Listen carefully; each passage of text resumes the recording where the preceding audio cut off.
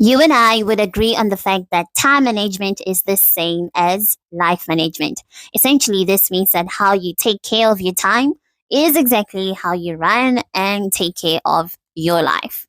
Some days we might feel like we're on top of the game and we know exactly what we're doing with our time, and yet other days prove us wrong and show us exactly how we have lost a grip on time. This just happened a couple hours ago when I experienced load shedding. For those that don't know what load shedding is, it's when you have a power cut, and that's the last thing that you want to experience, especially when you're recording a video. So, anyway, time decided to prove me wrong, and let's see what happened. I learned my lesson. I hope you will too.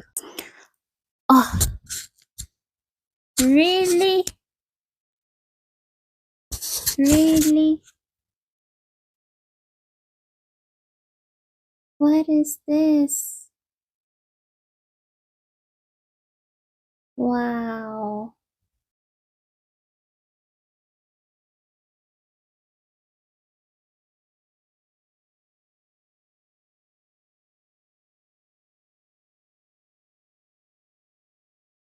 Well, I'm not gonna sleep. Interesting, right? Well, that just happened. And it taught me that time waits for no man. Just because you are unaware of what time something is going to happen doesn't mean that that thing is not going to happen. So then it's the same for all of us. When we lose a grip on our time and become unaware of how much time we have left, how much time we can still harness, then we're in for a problem. This video is here to help us learn how to manage our times and just take control of things again. So, if you've been feeling stressed out because you are running short on fulfilling your goals, then don't worry. This video can help you to get a grip on your time and get things in order again. So, please like, subscribe, and comment and enjoy the video. It's meant for you. It's my dream, there are no lies. It's cold and dark, just like ice. I'm inside it, left. All right, so here comes the solutions. So, step number one in mastering how to control your time is to create a routine. So, a routine is extremely important. I know that for a lot of people that are very spontaneous, this is the last word you want to hear. But bear with me, I'm just going to share a story about what happened, like a real life story, to show the power of routine and how amazing our minds and bodies work. Essentially, our body is fascinating, our mind is fascinating. We are created to adapt to life. Our bodies adapt, our minds adapt. So if you feel like you cannot get a hang of routine lifestyle, trust me, you can adapt. And it will help you to have a skeleton structure that will keep things together. Okay, I'll explain further on that point. So essentially, what you need to do when you are creating a routine is that you have to establish the top priority tasks that add massive value to your life. So you will have a lot of things that you need to do in one day, but there's always going to be those 5 or 3 tasks that would add tremendous value to your life, that are extremely important and also sometimes urgent. So if you can manage to just prioritize those tasks in your routine first and then get the other tasks done after you've done the most important tasks, that will alleviate a huge amount of stress from you. Let me explain how this works. So here's the thing. Not everything you do is important. And the reason why we're so stressed, even though we are so busy most of the time, is that we tend to prioritize low value tasks. So if you prioritize low value tasks, that's that's a recipe for disaster, because at the end of the day, you're not going to have the results that you're looking for. That is why sitting down, making a list, and then deciding on the 3 most important things that will give you the greatest productivity in your life is extremely important. So identify those 3 or 5 things and then make them your A tasks. So they have to be like the top priority tasks that are usually the first to be fulfilled as you start your day.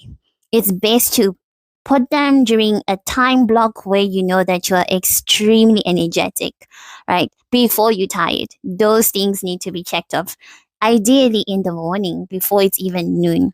that gives you a lot of chance to double up or even like exponentially and radically and explosively really impact your productivity.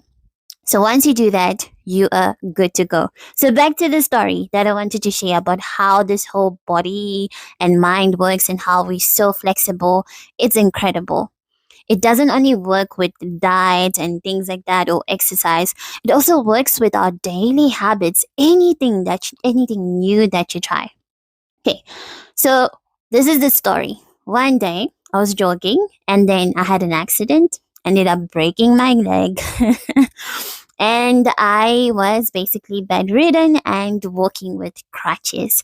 So in my recovery period, I had a friend who decided to really keep a close eye on me as often as possible. And bless her heart, she's also part of this community. So thank you so much, Sylvia. It's you, yeah. So she's a health freak. Like she is so sensitive about health.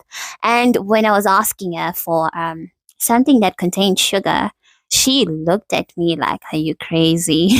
I remember her saying, sugar is the enemy. And those words have never left my head. She told me how sugar is extremely detrimental for recovery when you are going through, those type of problems. And she told me that if I want my bones to heal quickly, then I need to stay away from sugar and a lot of other foods that she recommended me to abstain from. So basically, long story short, I ended up being on a vegan diet for 1 month. It wasn't easy. At first, I thought I wouldn't even be able to make it past 1 week being around her. But essentially, I adapted. I really adapted. And what ended up happening is that I ended up recovering way faster than what my doctors anticipated I would recover.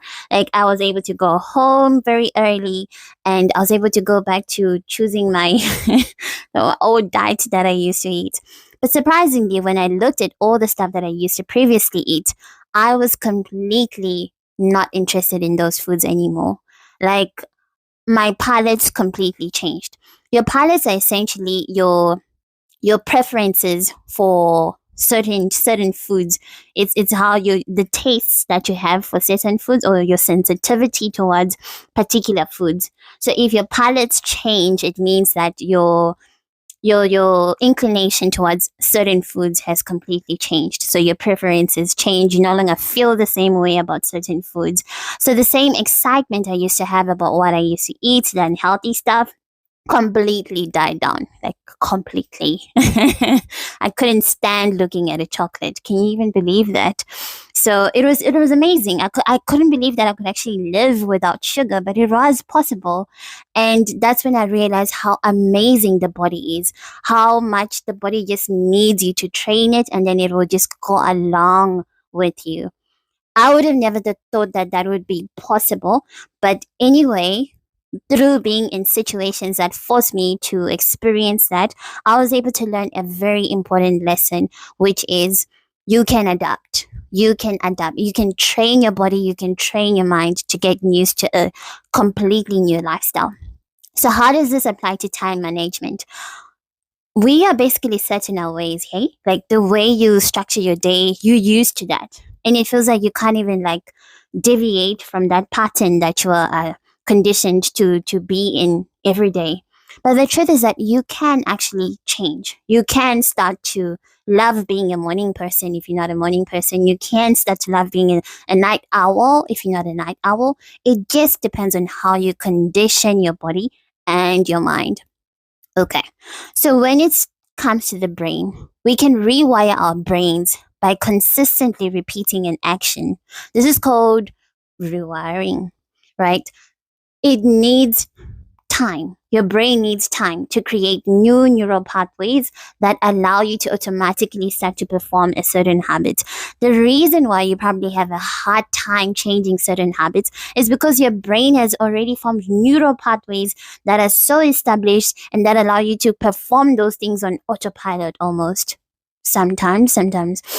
It's not an autopilot, but it's so easy because you are conditioned to do that. So when it comes to time management, you can condition yourself to take control of your time. You can condition yourself to be extremely productive. And that is why the first thing to do is to establish a routine.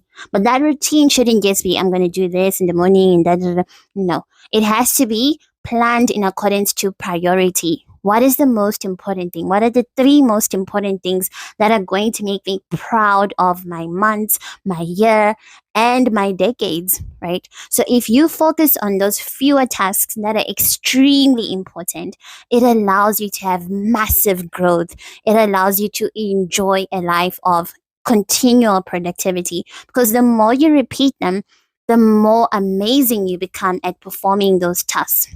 Whatever you do consistently, eventually you get the hang of it. You learn how to do it so effectively.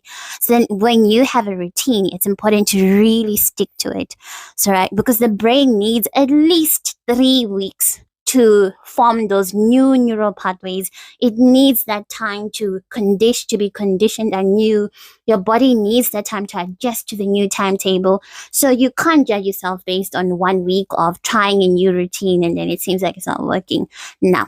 It just means that you have to be patient, and through doing the same thing over and over again, even if you fail sometimes, it's okay.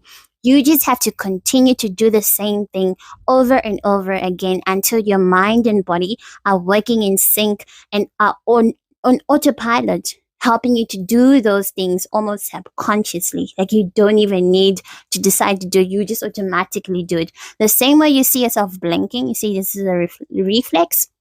That's how you find yourself doing the new things that you set your mind to. So then create a routine, right? And then the second step is to be patient and consistent. Consistency is extremely important. And just like I explained, there's no way your mind and body is going to be accustomed to a new way of life if you don't give it time. So through consistency, you are building the new you.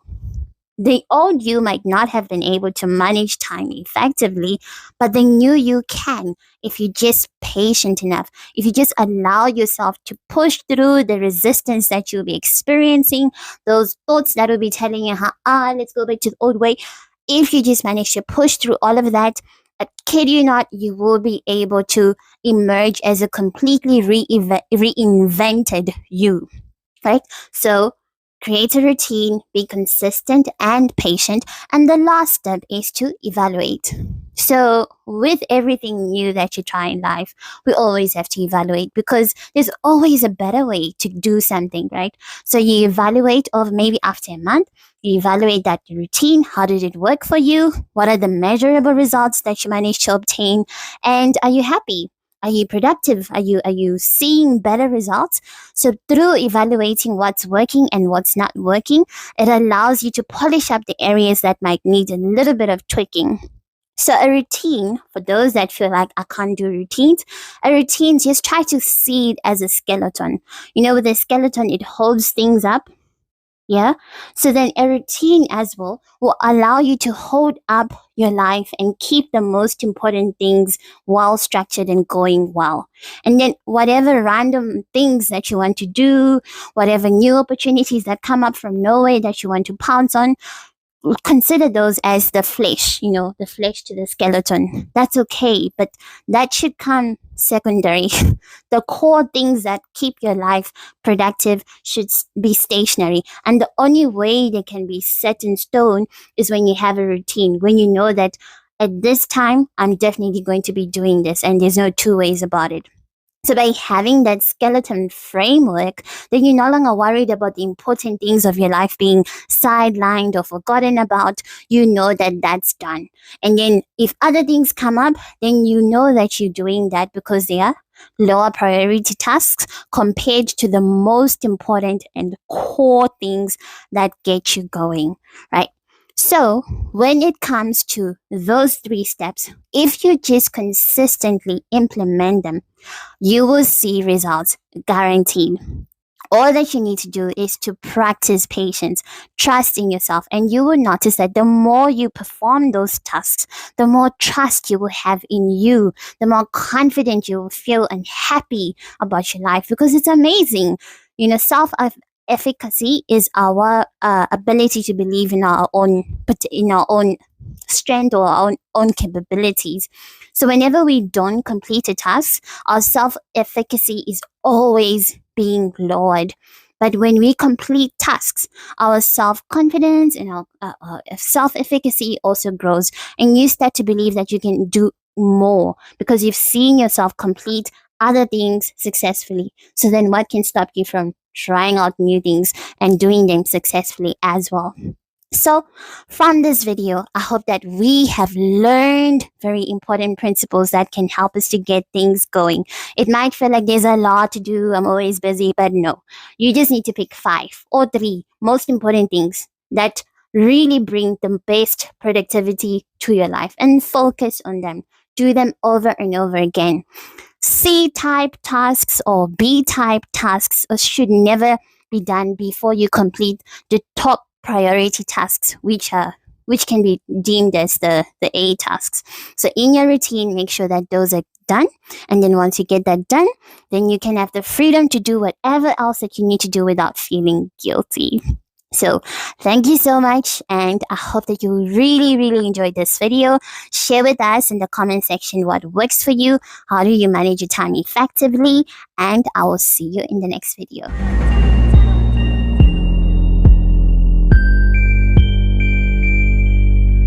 Do I dream? Can it be when you say